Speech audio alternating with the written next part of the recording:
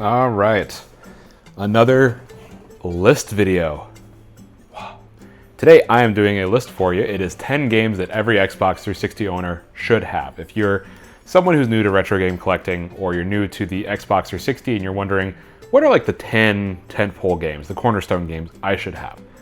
I made a list for you because I just like the Xbox 360. I don't know if you could tell, I've made a couple of videos about Xbox. But I thought it would be fun to not only go through games that I think are worth having that are also exclusives to the platform, but also just games that I think really define the console and its legacy.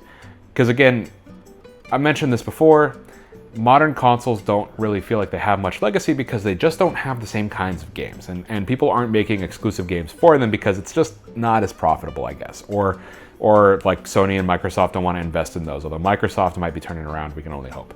But I wanted to go through 10 games that I think if you are a new 360 owner or you're someone who's had one and you're like, okay, fine, what are 10 games I should own? Or you're just curious, these are 10 games that I think are worth owning. And coming in at number 10 is Cameo, which is a very cool game. Now, my stand-in for today is Tenchu Z because I don't own Cameo because I'm a hypocrite. I will buy Cameo at some point. That was on my list at Classic Game Fest, and I could not find it anywhere, along with Blink's The Time Sweeper. I'm very upset about not finding that one either. But Cameo is probably one of Rare's coolest games that really went under the radar. Essentially, you're playing as a character who can morph into several other characters, and that's like her whole thing. It really feels like a Rare game, and when you look at what Rare's output on the Xbox was like back then, and it was like, okay, there was Perfect Dark Zero, and that's not good. There was Grab by the Ghoulies, wasn't grabbing me. Cameo was like the one that made it seem like, okay, maybe the old Rare is still in there. And I don't hold a lot of reverence for Rare because I did not own a Nintendo 64, so I really didn't play a lot of their games, but I respect the hell out of games like Banjo-Kazooie, Conker's Bad Fur Day. I did play Live and Reloaded. I respect those games. And I don't really respect Sea of Thieves. So Cameo is really cool. Cameo is like a reminder that games could be just good. They didn't have to be great, they didn't have to be mind-blowing, and they could still be successful and still be interesting. And it was a launch title. Launch titles are always cool. Number 9 is going to be Crackdown. Now, Crackdown is the closest thing we will get to a console-exclusive Grand Theft Auto that isn't just Grand Theft Auto, right? Because the idea of Crackdown was, okay, you're going from the cop's perspective, not from the criminal. But the way that they do this is they're like, as you're going through, your character is getting stronger and stronger and stronger and genuinely becoming a superhuman. And even your car reflects that. And even more fun, this copy of Crackdown that I have comes with the Halo 3 beta card. So people actually mostly bought this back in the day because it came with a beta invitation to Halo 3. But you know what? They bought it and they probably tried it and they probably liked it a lot because it's a very neat game. It's a very unique game. And there was a second game that was much worse, and there was a third game that was somehow even worse than that. So the first game is really the best one to own, unless you're a weirdo like me and you like to see all of the spines together. Number 8 is Halo Wars. Halo Wars is really cool because it is a console-focused real-time strategy game. We don't get a lot of these because consoles are really not the best place to be playing strategy games. I don't know if you knew that. But at the same time, that interests me because nobody's really trying to do that, so that means that there's room in there to operate within. And Halo Wars took that and ran with it. It was made by Ensemble Studios, so unfortunately was shuttered after they released this. But Halo Wars is cool because not only is it a competent RTS that works really well on the console, it stays simple, it knows what it's trying to do, it also tells a really cool Halo side story. And this was really one of the first, if not the first, Halo spin-offs that we actually got. This was the first time we got a Halo game not made by Bungie, not with the Chief, and this was their way of showing you can tell other stories in the Halo universe and it'd be okay. Something that I particularly liked was that there were options to play as both the UNSC and the Covenant in this game. And the Covenant units were very powerful, but the UNSC units had a lot of upgrade potential. It's a very neat game. I'm a big fan. Coming in at number 7 is Fable Anniversary. I'm cheating again because I don't own Fable physically. I got it for free with Games with Gold like 12 years ago. And I wanted a physical copy of Fable, but I didn't want to buy Fable Anniversary because a physical copy is quite pricey. I'm not going to lie to you. For what it is, it's kind of pricey. So I bought a physical copy of the first Fable on Xbox because I like it and I think it's neat. And this is my way of being like, I do have a physical copy that I can play, and I also have a digital copy that runs a little bit better. But Fable, to me, this is one of those Xbox franchises that really should be relied on more. The fact that this is not in the same conversation as Forza and Gears and Halo is baffling to me. And I know we have a new one coming out, but we've gone so long without this. It is very much one of a kind. It is an RPG that really tries to sell itself on your morality choices. And it doesn't just live in a binary, although sometimes it does, and sometimes the choices are literally kick a puppy or cure cancer. But it's also like on the nose about that, and it knows that, and the world of Albion is very unique. The series had a really cool trajectory going from Fable 1 to 2 to 3. And not everybody likes Fable 3. I like Fable 3 enough. I think Fable 2 is probably the best in the series. But Fable is very unique. It's Xbox's own RPG. You can't play it anywhere else. It's a lot of fun. It's a good time. Number 6. This is not necessarily an exclusive, but it kind of is. This is Oblivion. Now, Oblivion is a game that has recently had a remake, and you can even play it on Switch 2 now, which I'm very excited about.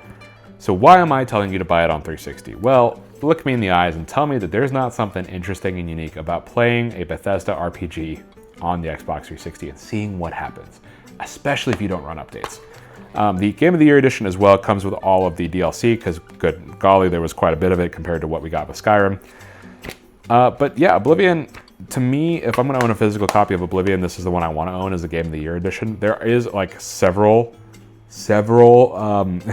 versions of Oblivion that you can buy on Xbox 360, but the Game of the Year edition is particularly my favorite. But Oblivion just feels like an Xbox 360 game because yes, it did come to PS3 at some point, but at that point, everybody played it on 360.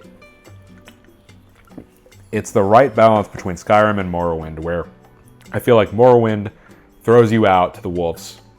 It doesn't help you a lot at all. And Skyrim is too handholdy and won't let you go. And Oblivion is like, I'll help you, but you know, I'm going to push you in the right direction. And even though the leveling system doesn't make any sense, it still holds a lot of reverence in my heart. At number 5, this is one I'm particularly excited for. This is Ninja Gaiden 2. So Ninja Gaiden 2, specifically on the Xbox 360, is a weird one because yes, it has been re-released for a lot of platforms, but silly you don't know that that's the Sigma version. Ninja Gaiden 2 had a re-release called Ninja Gaiden 2 Sigma. And the problem with Sigma was that Sigma had different sets of content and it changed some things up and it didn't quite adhere to the original vision of Ninja Gaiden 2. And yes, we did get Ninja Gaiden Black, but the problem with, or Ninja Gaiden 2 Black, I should say. And while that did restore the gore, because gore was an issue, they changed everything to be not blood in Sigma, which was a weird choice. Black restored that, but Black was still based on a lot of the changes that Sigma made, which there's other YouTube videos that go into those way more extensively than I plan on going on to. So really, the best way to play this game ends up being the original Xbox 360 copy on a backwards compatible Xbox One X or an Xbox Series X. And I have an Xbox One X. And I like Ninja Gaiden a lot as a series. I think Ninja Gaiden is very much, it's just like intrinsically an Xbox series to me because Ninja Gaiden 1 was sold on the Xbox because of the strength and the power, right? And yes, eventually it did get ported through, but I don't know, something about Ninja Gaiden and Xbox just makes sense to me. And the fact that that's the best way to play Ninja Gaiden 2 says everything I think it needs to say about does Ninja Gaiden belong on Xbox or not. Next up on our list, I believe this is number 4, right? Let me double check, yes. Is Gears of War. Now, you have a choice. You can choose 1 or 3 to go on this list. I'm letting you choose. I'm so nice. I'm going to choose 3 because A, I don't have a physical copy of Gears of War 1 yet. I have yet to find one that's clean that I like, and I don't want to just go online and buy it. But also, I really do think Gears of War 3 is just like such an experience. It is so full. It's full of content. It came with a very full campaign. It came with a great multiplayer. It came with both Horde mode and Beast mode, which was Horde mode, but from the Locust point of view. That was really cool. It's just a very packed game full of content, and I liked Gears 3 a lot. I felt like the multiplayer was like the best that it had been in the series. I liked the weapon selection because the Retro Lancer and the double barrel shotgun were really cool additions, but some people might tell you that Gears 1 is better, and honestly, I made the case for that in a previous video from a couple of days ago where I talked about what Gears 1 did so well. So it's hard to say. You might prefer Gears 1, or you might prefer Gears 3. Personally, I would go 3 because I think my history and experience with the franchise lends me to believe that. But if you've never played them before, you might actually prefer 1. It's really up to you. Our number 3 slot is going to be, in my opinion, one of the best Forza games, which is Forza Motorsport 4. And I have the lovely limited collector's edition with the beautiful, this is from my retro collectors out there, the beautiful steel case. And here's the even better part. I've got the art book sealed. It's actually kind of painful because I really want to look at it, but I don't want to break the seal. Forza Motorsport 4 is a game that just understands what it is. It wants to do it the best that it possibly can. The sound quality on the cars is like way stronger than what Forza Horizon's putting out right now. The game just feels premium. The cars look great for a game that came out in 2011 on the Xbox 360. The car selection is lovely. It just works. And yes, Forza Horizon 1 is on the Xbox 360 as well, but you might not like that one as much because it just doesn't feel quite as premium as Forza Motorsport 4 does. The cars feel great. They feel really strong. You feel so fancy with the announcer. You go all over the place racing on all these different tracks. It's awesome. It's really good. I would recommend this to you over Forza Horizon. Some people might disagree with me on that, but I love Forza Motorsport 4, and I don't hear a lot of people disagreeing with me. Number 2, and this is another cheat because I don't own this one yet. It's going to be Lost Odyssey. In its place, I will be representing it with a Dynasty Warriors Gundam 3 copy because I like this game a lot. It's kind of garbage, but in a good way. But Lost Odyssey is literally Final Fantasy if it wasn't named Final Fantasy. It's made by the same team, led by the same, not the exact same team, but it's a team led by the same guy, Hironobu Sakaguchi, who created Final Fantasy 1. And it's Xbox 360 exclusive. It's crazy. And for a lot of people who are disappointed with Final Fantasy 13, this is essentially their Final Fantasy 13. I have not played it, but I respect the hell out of it, and I know a lot about it, and I know that it is a very, very, very good title. It's definitely one that I would say every 360 collector should try to get in their library at some point. Lost Odyssey is a very specific game that could really use a sequel. But now we come up to number 1. And number 1's going to shock some people. And they're probably going to be mad. But it's Halo Reach. Now, it was always going to be a Halo game for me. I knew that. So the question was, is it Halo 3, is it ODST, or is it Reach? And the reason why I come up on Reach is if you're a 360 collector, which game gives you the most value right now? And I think it has to be Reach, because Reach really fleshes out Firefight. And to be honest with you, I think Reach's campaign works really well standalone versus Halo 3's, which if you're not invested in the first 2 games, may not hit you very hard emotionally. And Halo 3 ODST, I think, also has those problems. It's also really short, and it relies on Halo 3 for a lot of its multiplayer stuff. And I think Firefight, while it's really fun in ODST's own way, I think Reach's Firefight just has something else to it. It lets you play around so much with what it has to offer.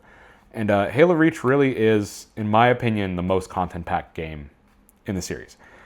Halo 3 is still my favorite, but I think if I had to pick between the two as far as like, hey, this is the one you should get for maximum enjoyment, I would probably say Reach. I just think it looks really good. I think the multiplayer maps were all pretty good. I think the co-op is really great. The Spartan customization is a lot of fun. It does a lot better than Halo 3, and we have to admit that. I still think Halo 3's core multiplayer experience is better, and I think its overall campaign is better. But I think Halo Reach comes really close, and I think Halo Reach tries a lot of things that the other Halo games didn't try.